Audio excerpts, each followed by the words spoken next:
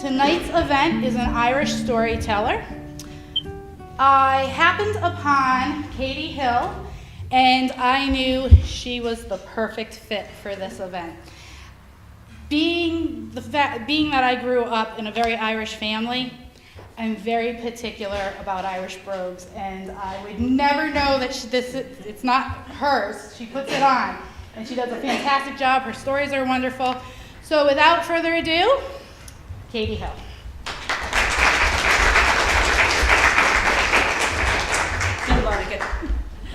I have 4 stories tonight that I'm going to be telling you. 3 of them are my personal favorites. And one of them, the first one I'm going to tell you is, it actually has the story and the sequel, like a movie. And it's also very pertinent because there is an opportunity in the story where you get a chance to vote. So, it's practice. So, the last, after I tell you 3 stories, I'm going to be introducing you to my alter ego, who was born at Old Sturbridge Village years ago, but was based on an actual person, and just to give a shameless plug, is now in my book. Anyway, anyway, without further ado, I'm going to tell you about the story of Tirnanog, how Oisin got to Tirnanog. A long time ago in Ireland, there was a great chieftain by the name of Finn McCool. And Finn McCool was very strong. So strong was he that when he shot his bows and his arrows, they went not just to the next town or the next county, but clear across the world to China, India, Africa. And he was also very brave. He was indeed the bravest, greatest warrior of all time. And he was also tall, over 12 feet tall, which put him about over 2 feet taller than your average Irishman at the time. And he was all of those things, but he was something even more important. Finn McCool was a father, and he had a son, and his son's name was Oisin. And Oisin was also strong, and Oisin was also brave, and Oisin was also tall, although not quite as tall as his father. You see, he took after his mother's side, who was a deer, but that's another tale altogether, and so he was only 11 feet tall, but still a foot taller than your average Irishman at the time. Now, Oisin was also something else. He was a poet, and he had a poet's heart and sensibilities, which meant he was an incurable romantic. Well, one day, Oisin was out with his men in the forest, and on that particular day, they were after having a short target practice, which meant instead of shooting arrows to China and India and Africa, they were only shooting them so far as Greece, Italy, Spain, England. Well, if you want to be knowing the truth, the men were getting a bit bored with the whole thing. And so they began to look around them. Oh, they looked at the birds flying through the trees, looked at the rabbits hopping about, and they got bored with that. So they began to look at each other. How this one was getting rather bald on top, and this one was rather large in the middle, and all of a sudden, one of the men saw something really interesting. And he grabbed Oisin by the arm. Look up! For all of a sudden, out of the middle of nowhere, appeared a beautiful lady on a gorgeous white horse. At least, they thought she was beautiful, because you could only see the back of her. But she had long, golden, wavy hair and a fine figure. And Oisin and his men were good judges of that, believe me. Well, Oisin took a glance. Just one glance. Oh, and he knew that this lady was the one. But just as suddenly as she appeared, then she disappeared again, right into thin air. And so Oisin said to his men, "Quick, go find that lady and tell her that I, Oisin, son of Finn McCool, the greatest warrior of all time, am asking her to be my wife. And so the men went off. And Oisin went to his father, Finn McCool, and he told Finn McCool how he found the lady. And Finn McCool, being a great man of action, called in all the servants, and they laid tables with cloths of gold, and on the table they put the finest food and the sweetest wine. And he called in the minstrels, and he called in the Shanachie, the storyteller, and he called in the druid priest, as these are pagan times, and they waited, and they waited. And they waited, and 'twas near to sunset by the time the men finally returned. Only didn't they return without the lady? But did you find her? We did, sir. And did you tell her that I, Oisin, son of Finn McCool, the greatest warrior of all time, am asking her to be my wife? We did, sir. Well, what did she say to that, eh? Well, sir, she said as how she loved to be a wife and all, only, well, there's a slight complication. Oh, you mean she's wed already, is she? Oh, no, sir, she's wed to no man. Betrothed, then? Oh, no, sir, she's promised to no man. She bad-tempered, perhaps?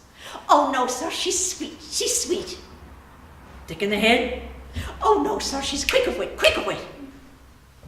I don't understand, then. Whatever could be this complication?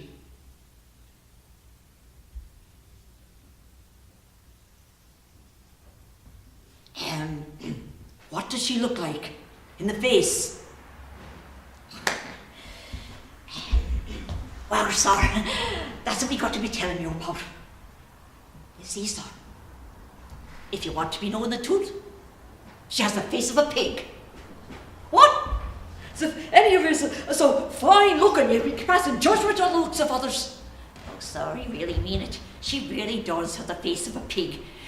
Not just any ordinary pig either, one of those really ugly kind, with the spotty skin, little red piggy eyes, and the yellow tusk, and the big running piggy snout. Oh, sir, she truly is an ugly pig. I don't believe you. You bring her back to me and let me judge for myself. Very well, sir, but don't say we didn't warn you none. And they went off. And just a while later they returned with the lady this time. Only wouldn't you know it, but didn't she have a heavy black velvet veil all over her face, so you still couldn't see what she really looked like underneath. Nevertheless, Oisin made his introductions.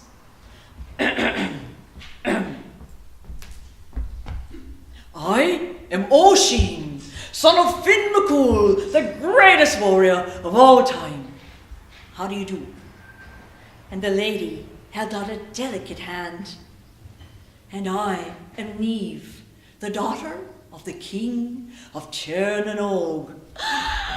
When she said that, everyone nearly fainted, and away they did. For as they all knew, Chernanog was the land of youth. The magical land past the moon and the stars and all the galaxies and the seven seas. The land where everyone stayed young forever. And if, indeed, this lady was the daughter of the king of Chernanog, then she was no ordinary woman, but an immortal one, a fairy woman. Well, pleased to meet your acquaintance, Neve. Will you marry me? Sir, I would love to be a wife and all, only there's something I must be telling you about. You see, sir, a long, long time ago, a wicked druid fell in love with me. I could see the evil into his heart and I'd have no part of him. And because I refused to wed him, he put a curse upon me. And he turned my beautiful face into that of a pig's. And he told me that I would never ever get my own beautiful face back again, unless I were to wed the son of the greatest warrior of all time. And I know that your father is Finn McCool, the greatest warrior who ever lived. So, if you wait me, I'll get my own beautiful face back again, and I'll take it to live with me in Chernow, the land of the immortal ones. Do you trust me?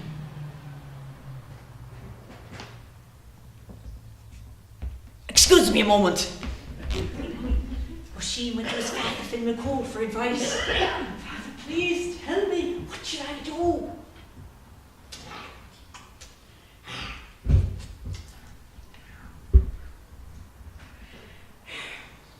Well, son, all I can tell you is this. A promise is a promise. And if you promise to wed this woman, you promise to wed her, for better or for worse. And then, being a great man of action, Finn McCool called in all his advisors, and they talked about the problem, up one side and down the other.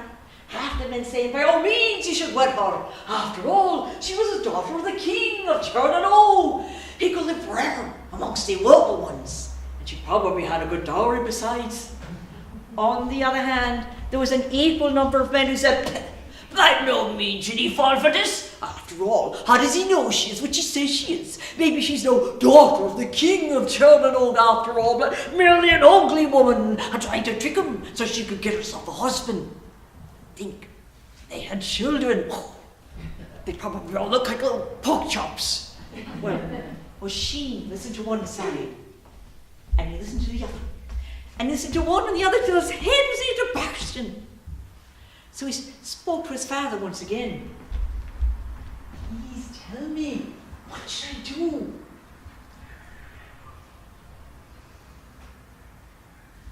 All I can tell you is this, son.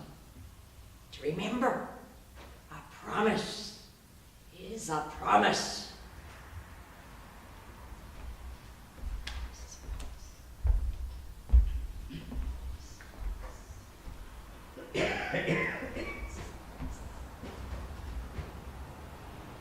Now we'll pause here for a moment, and you will exercise your democratic right to vote. How many of you, raise your hand, how many of you think that Oisin should wed Niamh?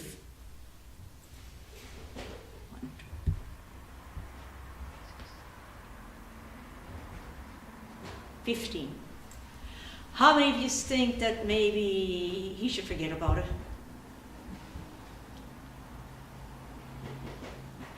5. Romantics. We'll find out. Want to bet on it? I'll do it afterwards. If you can't, then it doesn't count. But anyway, here's what happened.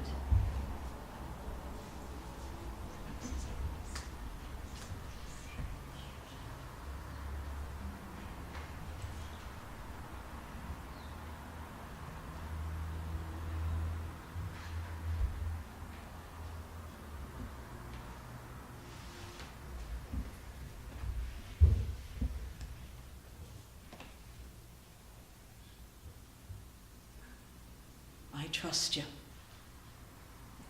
And so they were wed. And now the time come on the wedding for Oisin to lift the veil and kiss his bride. And even though all the guests were very brave men, they all trembled all over. And so did Oisin. And like the others, he closed his eyes, shut, as he stepped forward. And he slowly lifted the veil, and there they were. 2 red piggy eyes, and big yellow tusk and splotchy skin, and a big running piggy snout.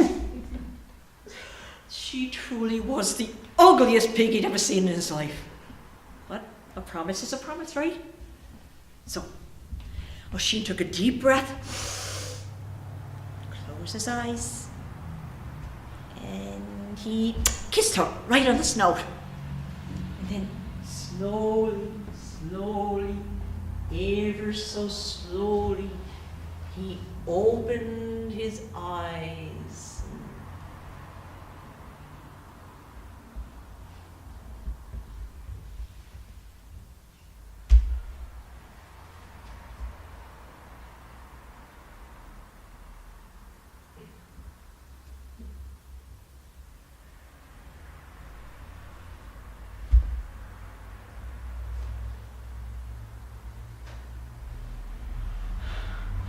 There, in front of him, now stood the most beautiful woman he'd ever seen in his life. And she took his hand. "Come now, me husband, I'll take you with me to Chernobyl. Will you meet me father? And we'll live forever amongst the immortal ones." And lifted him up onto a gorgeous white horse. They disappeared into the night, past the moon, and past the stars, and past all the galaxies and the seven seas, until at last they landed in Chernobyl. For I'd like to tell you now that they lived happily ever after. Only, as some of you know only too well, the course of true love never runs quite that smoothly. And that's how Oisin went to Chernobyl, the land of youth.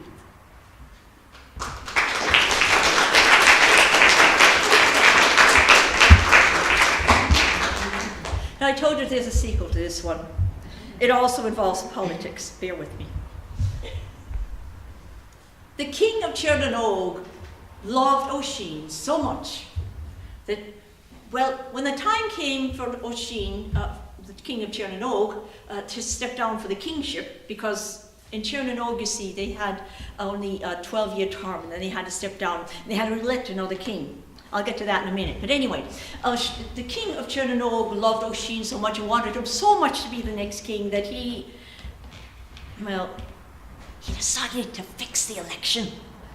So here's how he did it. Now, Chernobyl is a democracy, but a bit different than ours. In Chernobyl, when the time comes to elect a new king, 12 men run for the kingship. And I mean run. Because what they have to do is they have to run up a hill, and on the hill, on the top of the hill, are 11 chairs.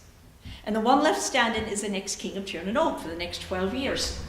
Well, it's simple enough. So, anyway, the king of Chernobyl invited all 12 candidates to breakfast on the day of the election. Now, to the 11 candidates running against Oisin, the king of Chernobyl gave them a very strong potion that made them jump as if they had 15,000 cups of espresso. But to Oisin, he gave him an elixir that slowed him down. Now the time came for the election. All the 12 candidates were assembled at the bottom of the hill of the electors, waiting for the king to give a signal on the trumpet. And so came the signal. I got carried away, but anyway, he gave the signal, and all the men that had that strong coffee-like drink, they were all tripping over each other. They were getting so fast up the hill. 10 more minutes later, they all fell down exhausted into the chairs.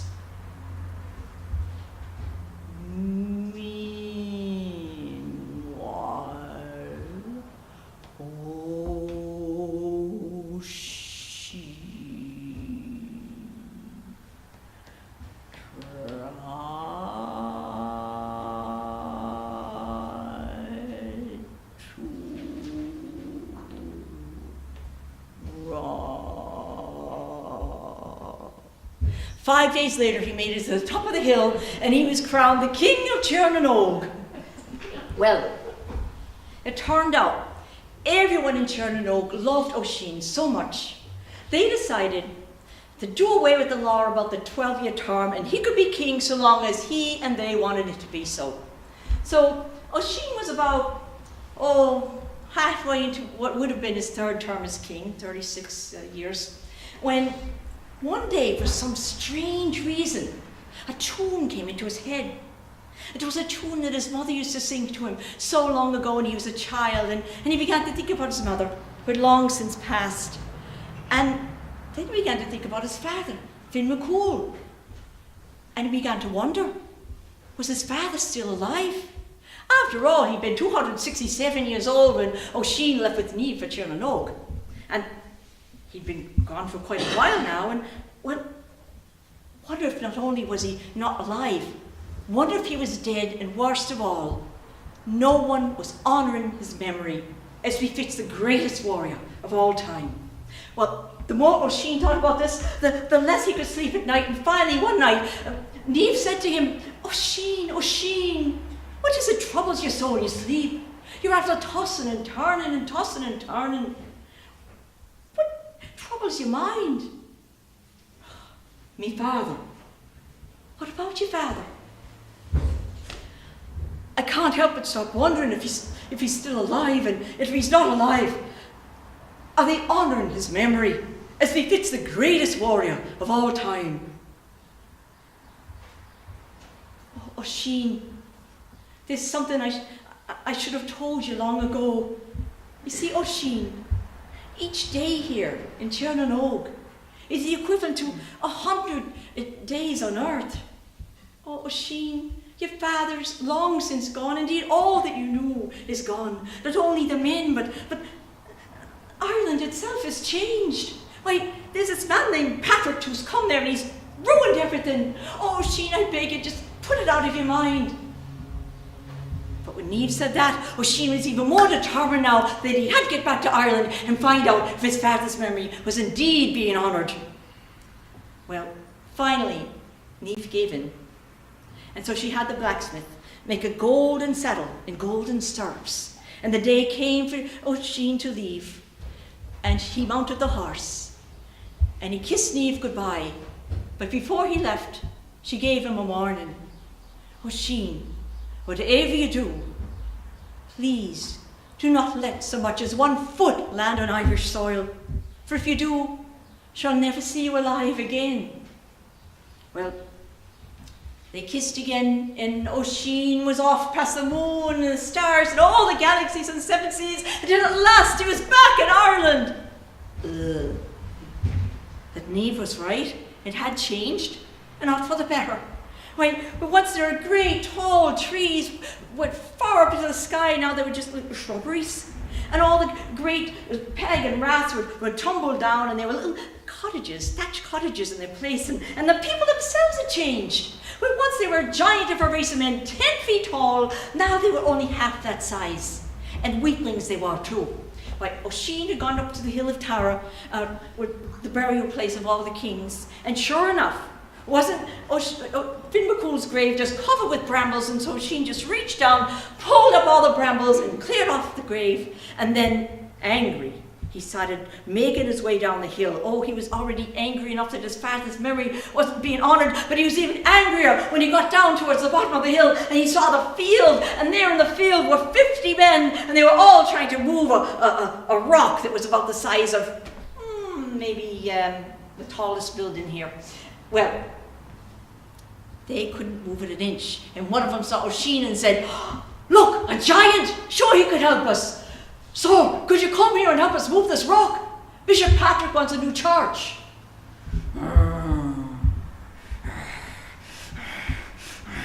Now the smoke was coming out of Oisin's nostrils.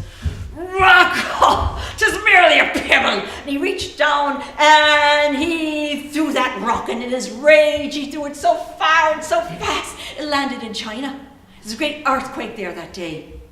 And now Oisin was just about to tell these men what weaklings they were, how disgusted he was with them, when who should come up to him but a man in bishop's robes. And he held out his hand and said, "Thank you, son.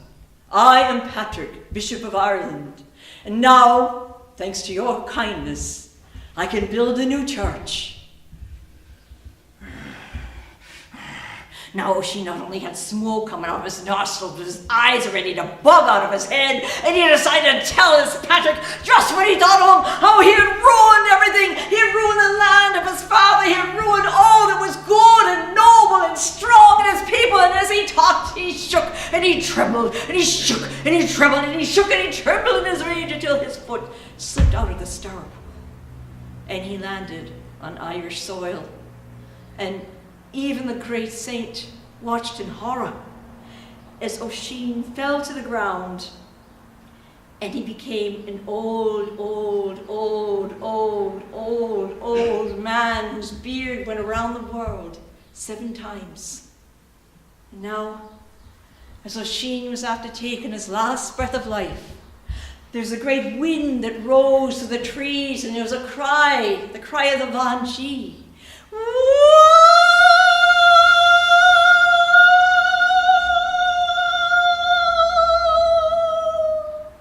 And all of a sudden, out of the middle of nowhere, appeared a beautiful lady on a gorgeous white horse.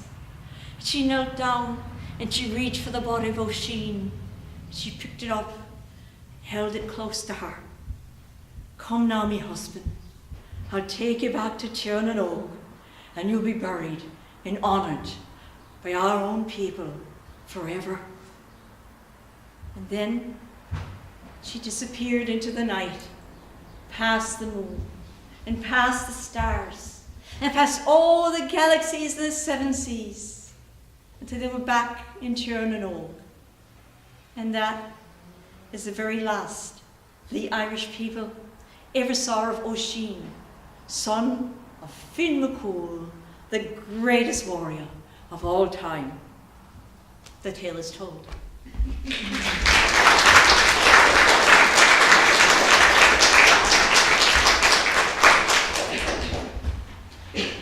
As the next tale I'm going to tell you, I need to take some water first.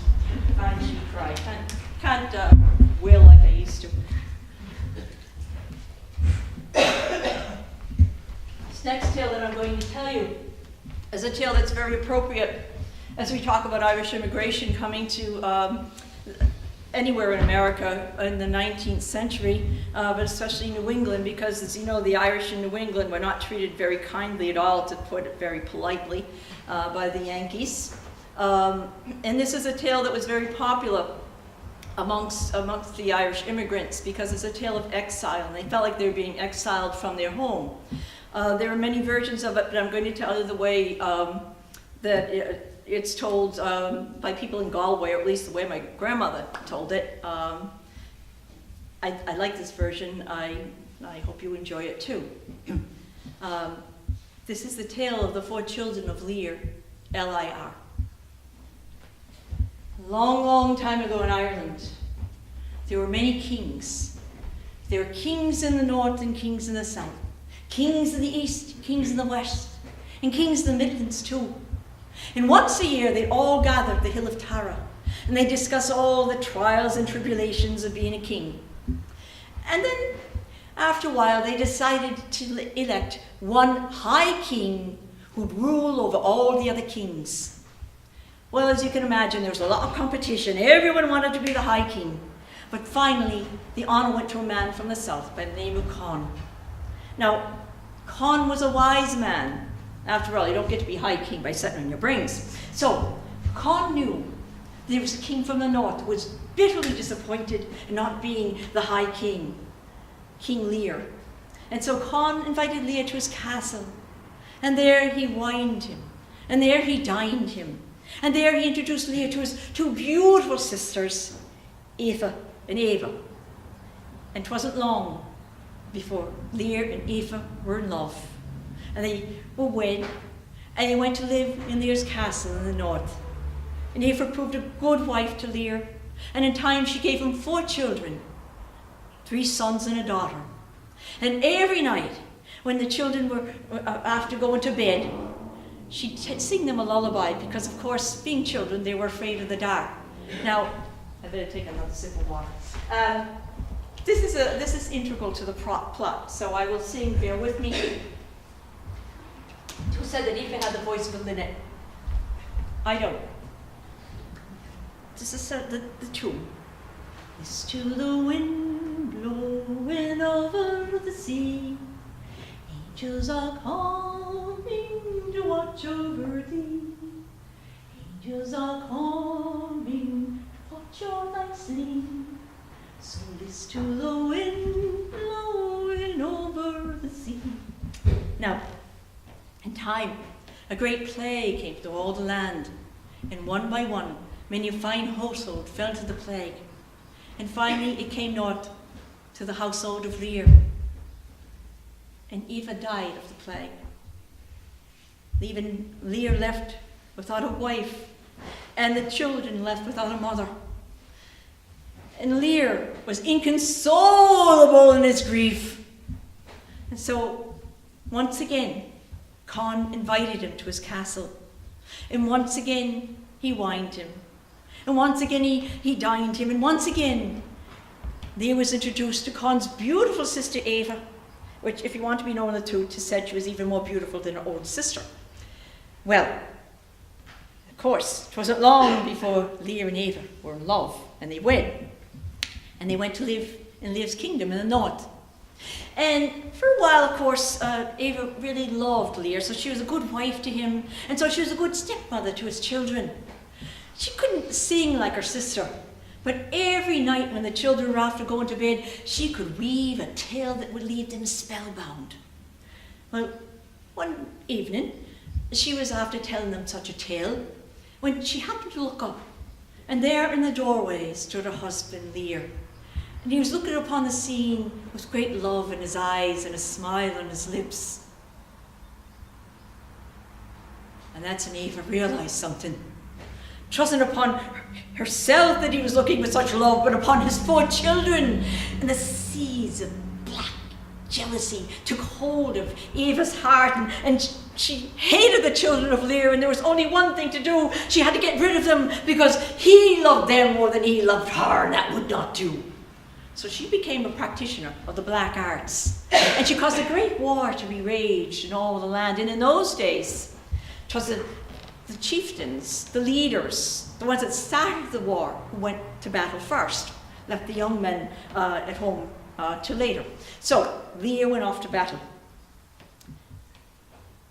And then, with him gone, Eva carried out an evil scheme.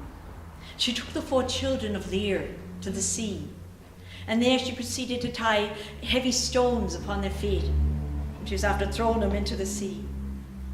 Well, the eldest son of Lear, a young man named Con, named after his uncle, remembered the tune that his mother used to sing to him so long ago, and he was a child afraid of the dark. And of course, what could be darker than death? So he began to sing, "It's to the wind blowing over the sea, angels are called." Oh, that tune! Why must you sing that tune? Didn't she sing it for father every night? And didn't he love her more than he loved me because she could sing that tune? Stop it, I say! Stop singing that tune! And what will you do for us if I stop singing the tune? Anything, well, almost anything. Just stop singing the tune. Very well then. Spare our lives. Very well, I'll spare your life. But I'm not turning you into swans. And she turned the eldest son of Lear into a swan. Now the second son of Lear, a young man named Fitton, also remembered the tune, and he began to sing, "It's to the wind blowing over the sea." Oh, now what do you want? Could you give us a chance to speak to each other in human tongue? Very well, but you're still going to be turned into a swan now. Go. The third son of Lear, a young man by the name of Declan, just waited for her to turn him into a swan. He figured there was nothing else to be done about it. He could live, he could speak to his brothers and his sister. What more could he want? And so she turned him into a swan. But Fionnuala, the youngest, had also remembered the tune, even though she'd been very young when her mother died. And she began to sing, "It's to the wind blowing over the sea, angels all call." Oh, not you too. What could you possibly want? Haven't I spared your lives? Aren't I giving you a chance to be speaking in human tongue? What else could you be wanting from me? chance to become human again. Now really, you've gone too far this time. Listen to the wind blowing over the sea. Angels are coming to watch over all. 4 children of Lear began to sing the tune for more than Ava could stand. All right. I'll give you one chance to become human again. But first, you have to spend 300 years in exile in a North Island, and then 300 years in exile in a South Island, 300 years in exile in an East Island, and 300 years in exile in the West Island.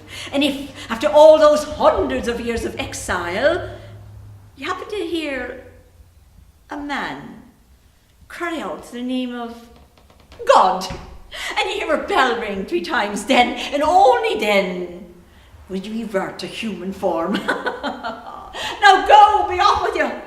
And all 4 children were turned into swans.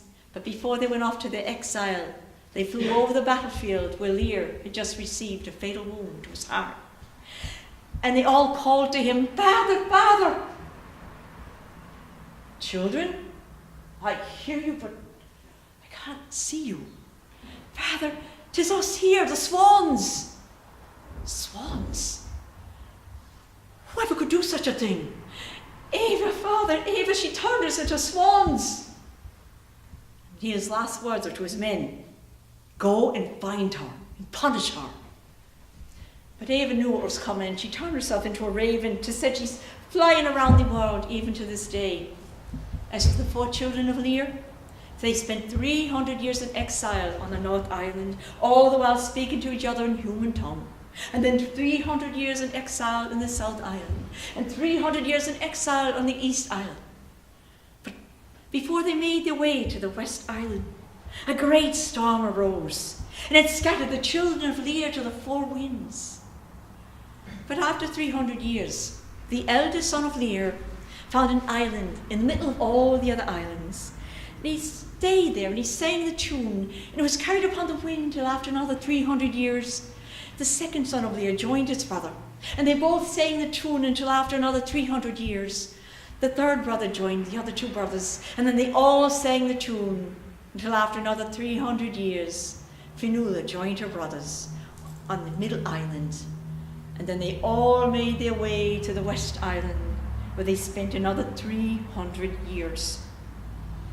Now, figuring has never been with strength.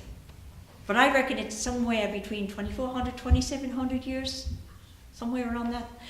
But they were all, many years anyway, hundreds of years that they were all in exile as swans on this island. Well, one day they happened to be flying about when they heard a bell ring. And they heard a man cry out, God have mercy. Well, the eldest son of Lear, before he could stop himself, cried, God have mercy. And immediately he was pulled down from the sky, and he found himself inside a stone church, facing a stone altar. And there in front of the stone altar was a priest. And the priest turned around, and he saw a swan. And he blessed it. And the eldest son of Lear felt a great warmth. Felt through his whole being, and he was hot. He was so hot that the very feathers began to melt off his wings until soon they were no longer wings at all, but arms, human arms, and he had human hands, and indeed, once again, he was a human being. But a human being who was 2,717 years of age. And he knelt, and he sighed, and he died, and he turned into a pile of dust. Now, the second son of Lear heard the man cry out again, God have mercy, and he too felt himself falling down, being pulled down from the sky into that stone church, again facing that stone altar. And the priest once again turned around and he blessed him. And the second son of Lear also became a human again. But he was a human being, 2,715 years of age. So he too knelt and sighed and died and turned into a pile of dust. The third son of Lear tried to escape from it all. He flew farther and farther and farther and farther up into the sky until he looked down and he was over a churchyard. And there in the churchyard was a very, very tall monument. It was a cross. And on the cross was a figure of a man who was in so much agony that the third son of Lear, who had the soft heart of his own mother, cried out before he could stop himself, "God have mercy." And he too was pulled down from the sky, and he too found himself in front of the stone altar, and he too was blessed by the priest until he became once again a human being, 2,713 years of age. And he too knelt and sighed and died and turned into a pile of dust. Now Fionnuala merely bowed her head. God have mercy. And she too was pulled down from the sky. And there she was in the stone church, in front of the stone altar. And the priest turned round and she held down her head. He blessed her.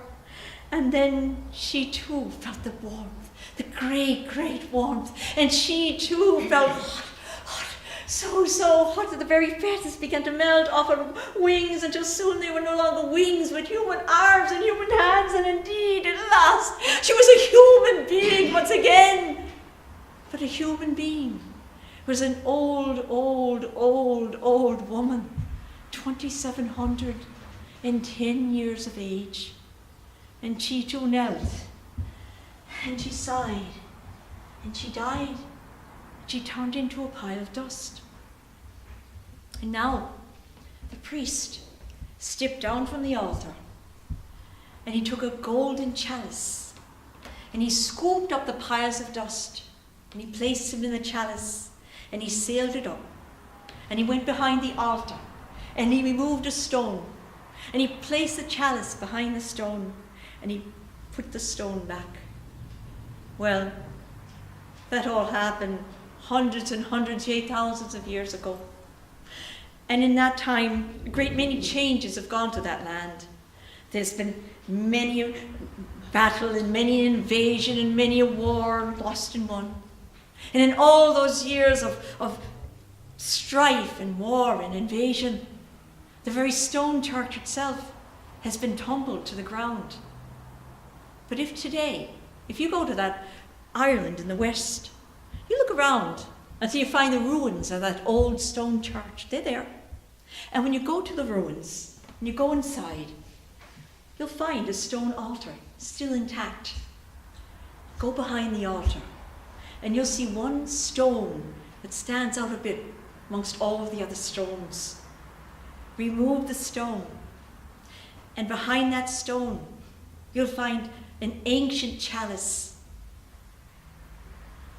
Remove the lid of the chalice and then look inside. And what you'll find there is a pile of dust and 4 swans' feathers. And that's all that remains of the children of Lear. Sinead, tale is told.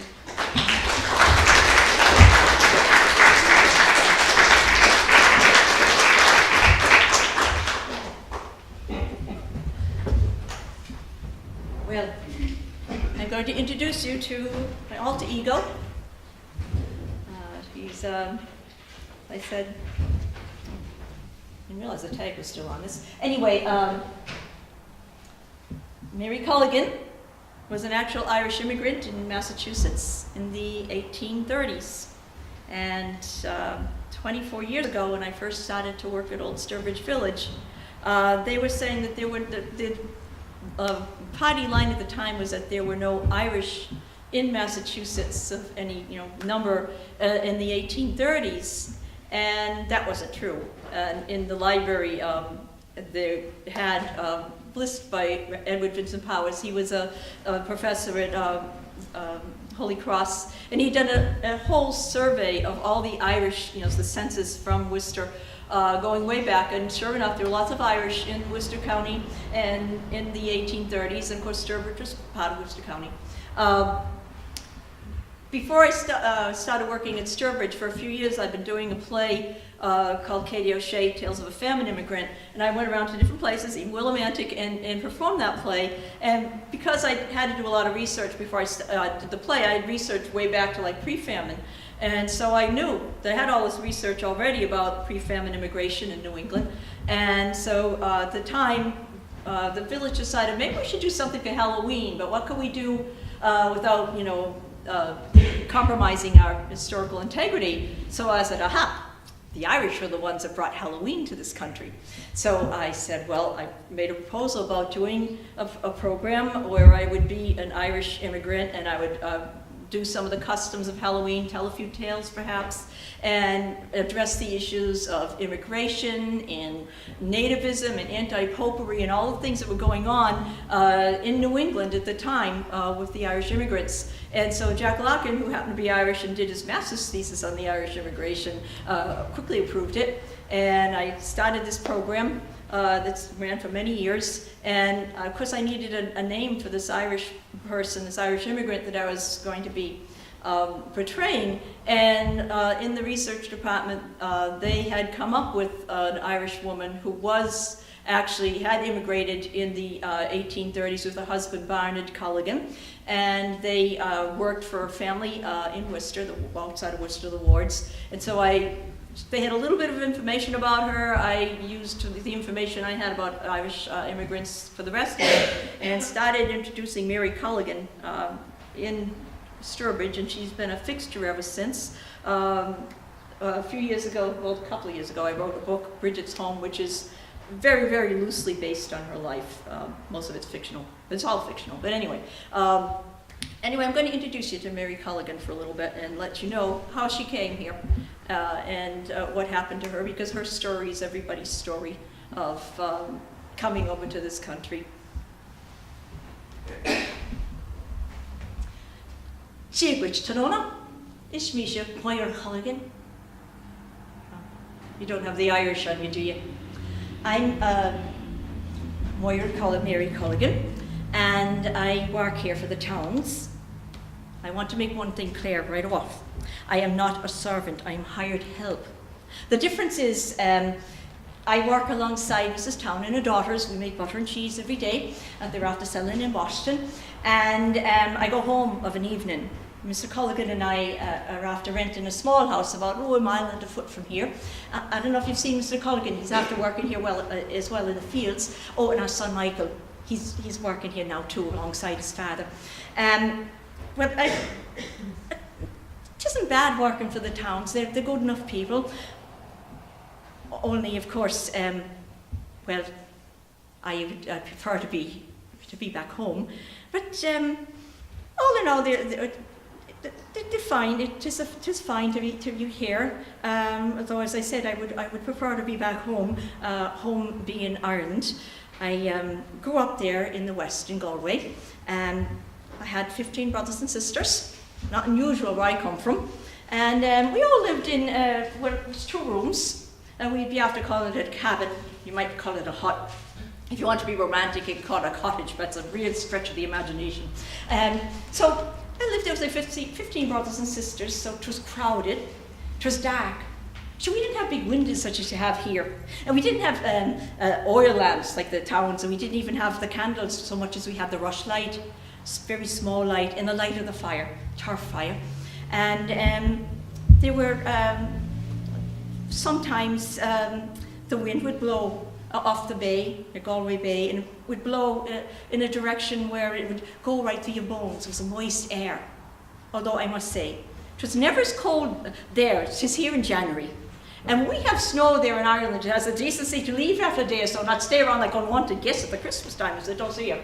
Well, so it was cold and dark and damp, and also sometimes I have to say a bit odoriferous. Because you see, we had a lean-to, a buyer, and there we kept the gentleman that pays the rent. So once a year when the rent's due to the landlord, because, well, I don't know if you know this, but in our country we've had some very long staying guests with us now. They've been there for 700 years or so, otherwise known as the English. And over time, many of them have acquired great estates, lots of land. And of course, if you happen to be Catholic, as most of us are, it's very difficult, to be owning your own land, just about impossible. So we rent land from the landlords, and then in return, we grow,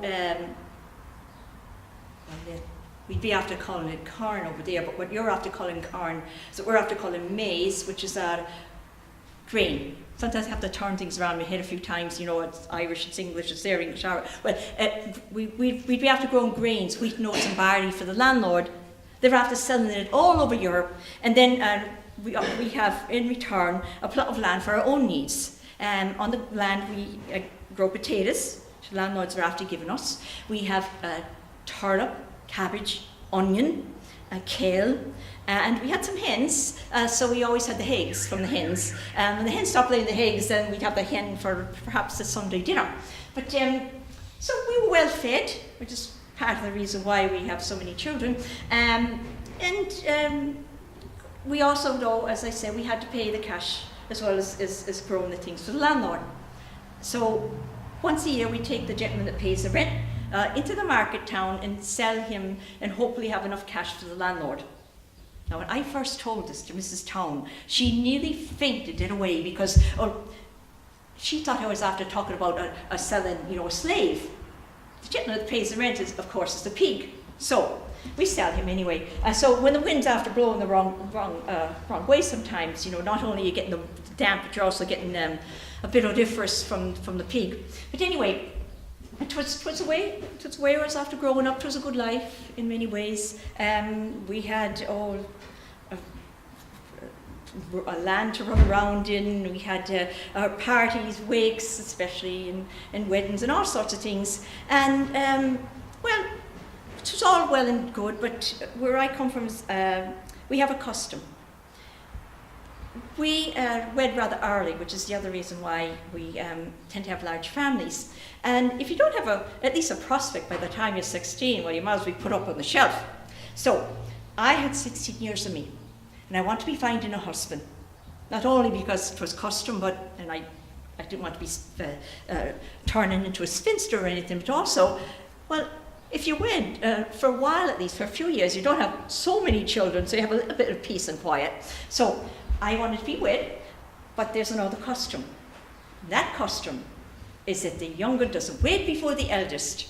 Now, I was the fourth child. I had two older brothers, and I had an older sister, Eileen.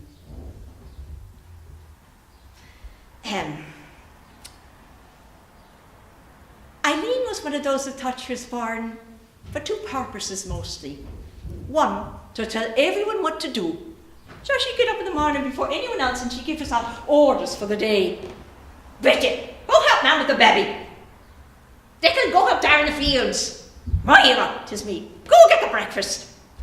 The other thing about Eileen, she thought she was born to tell everyone his faults. And what man wants to know that before he's wed? So, as soon as she'd meet a man, she'd start right in on him. Ah, getting a bit round in the belly, aren't you?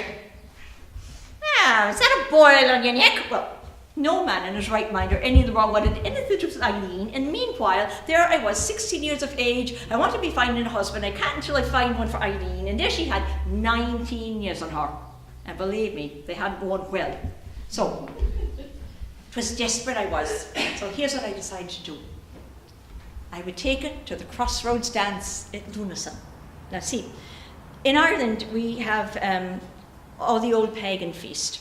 Sure, we're all Christians, but St. Patrick was a wise man, and you know that you can tell an Irishman, but not much. So what he did was he let us do all our old pagan things. He just gave them holy names to them, you know. So, for instance, we had Samhain, which is the 1st of November.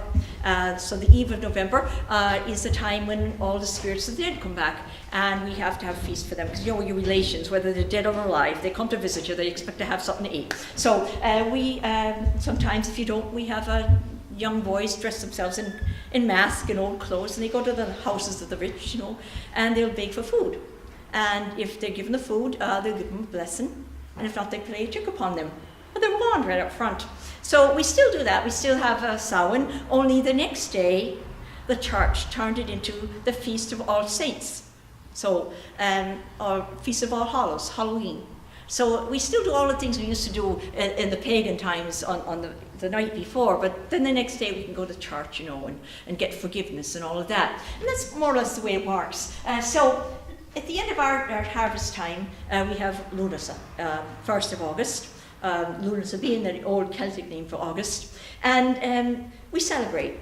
Now we don't celebrate like you do here with the Thanksgiving. I can never understand. Yankees.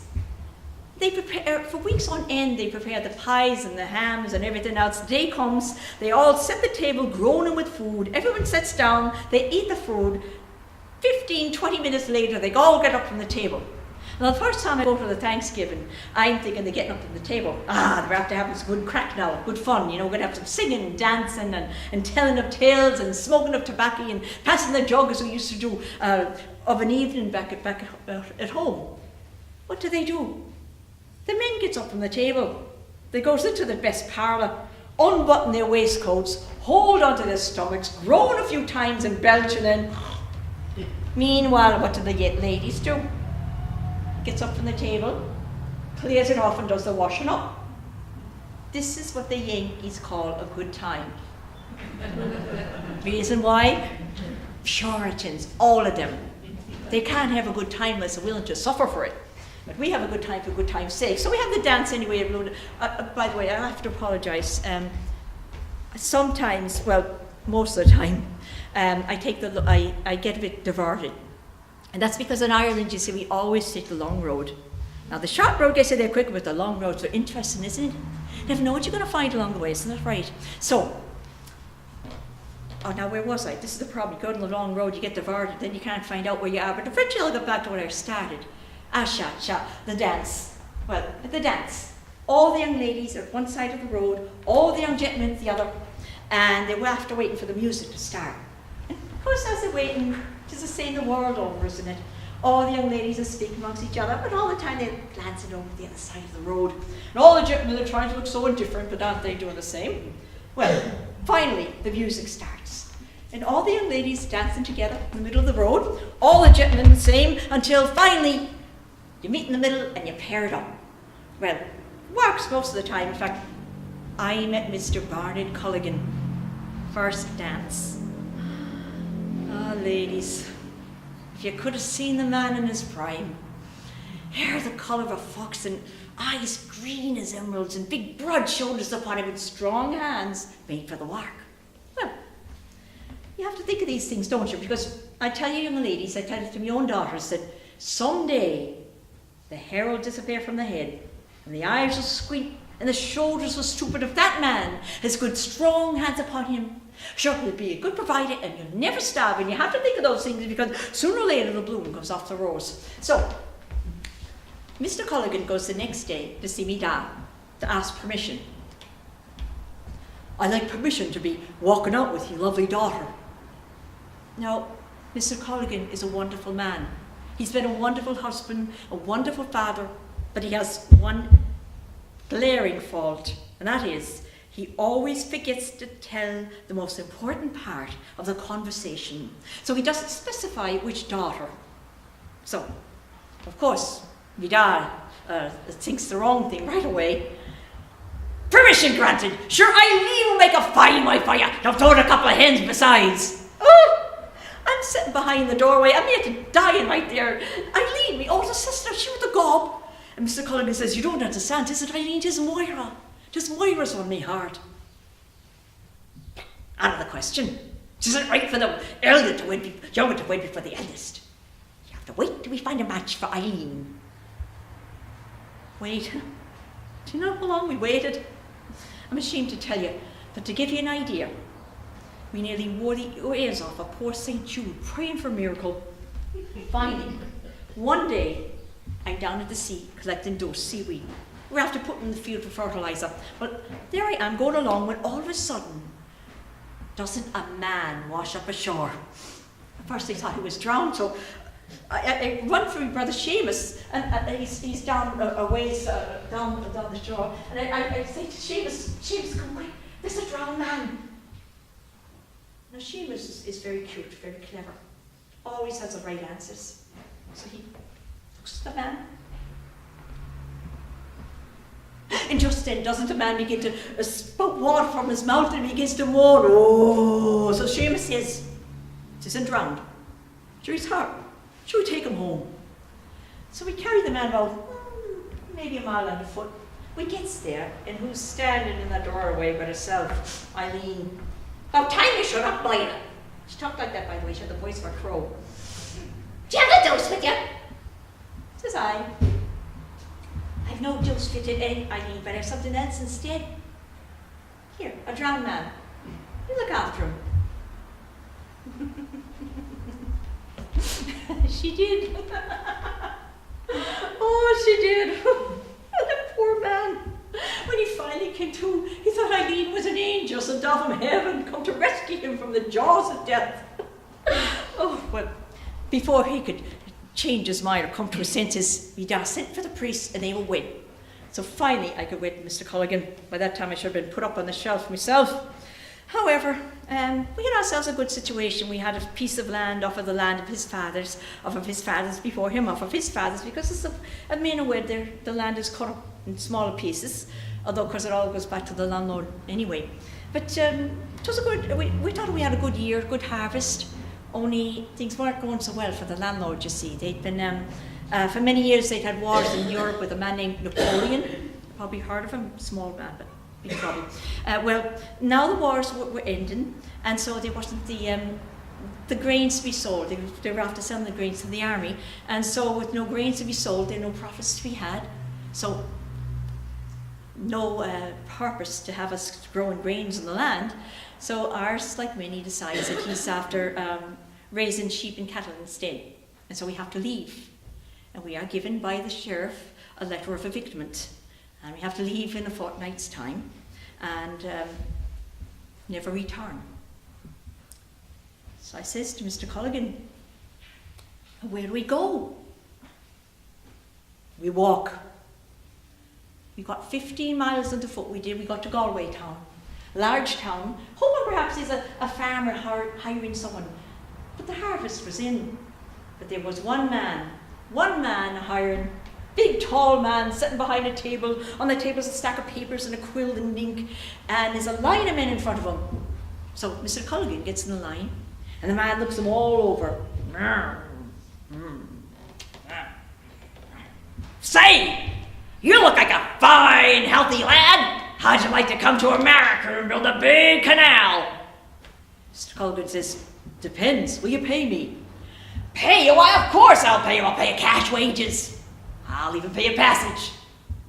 Oh, that little lady there, is she a wife? Shaw says, Mr. Culligan, yes. Well, I don't usually do this, but I tell you what, I'll pay for her passage too. So, what do you say, Patty? Why don't you sign right here?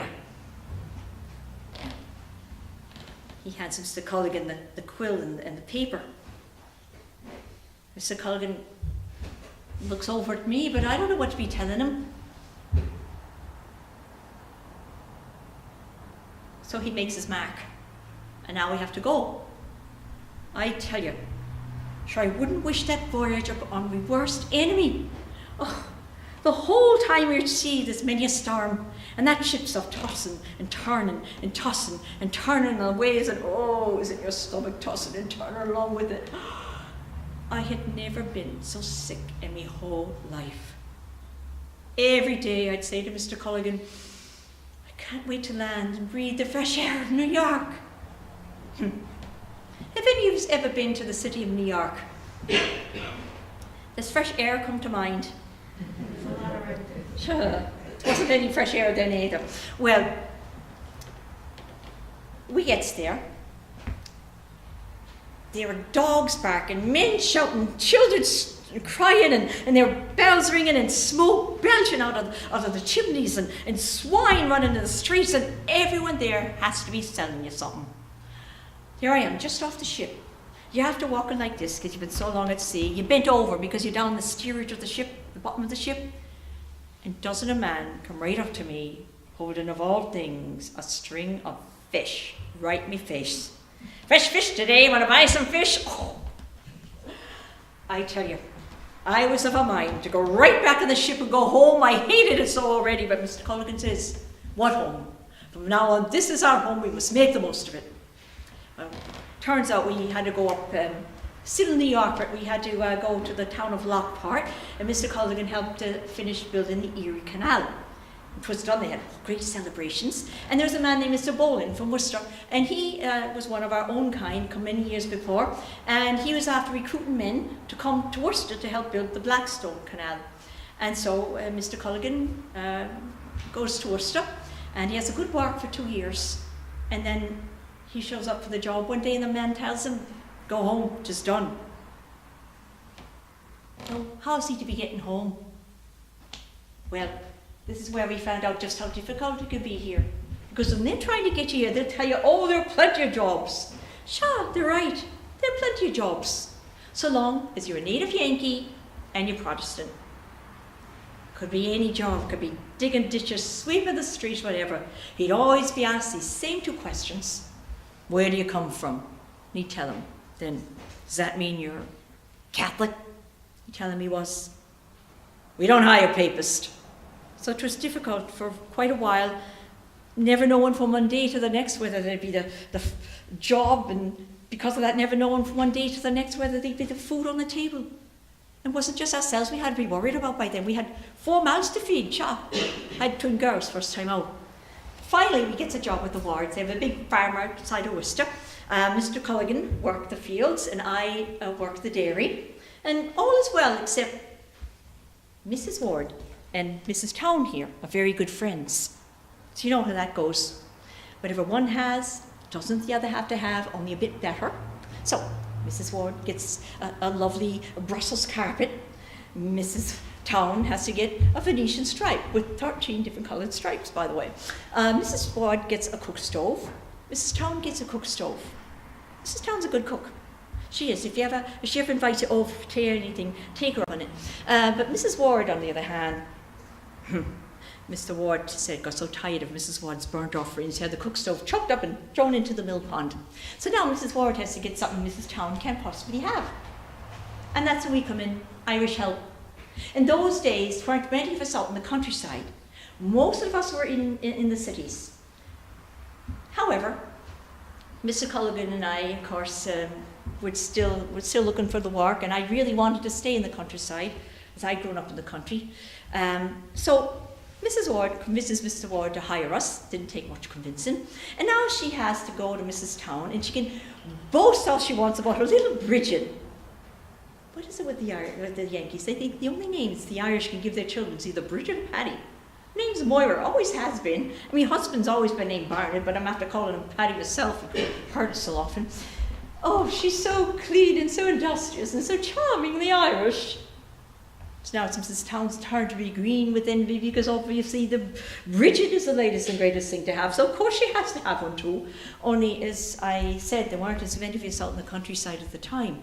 So finally, in desperation, doesn't she go to Mrs. Ward's one day, knowing Mrs. Ward isn't in, and she says to me, Bridget, might I have a word with you?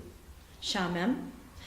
Would you mind telling me how much Mr. Ward pays you in wages? Oh, $4 a month, ma'am. $4, is that all? Why, Mr. Town wouldn't pay less than $5. And would you mind telling me how much Mr. Ward pays your husband? Here we have to make a confession. Mr. Culligan was being paid $10 a month at the time. But I've been in this country long enough to know the ways of the Yankees. So I says, $11 a month, ma'am? Why, Mr. Town would pay less than $12. Would you like to work for us? Oh, I says, I have to speak it over to my husband. So that night he says to himself, do you know Mrs. Town was here today, and she told me they pay their hired girls $5 a month. Is that so? Well, too bad we're staying here. And you know, she also told me that Mr. Town pays his help $12 a month.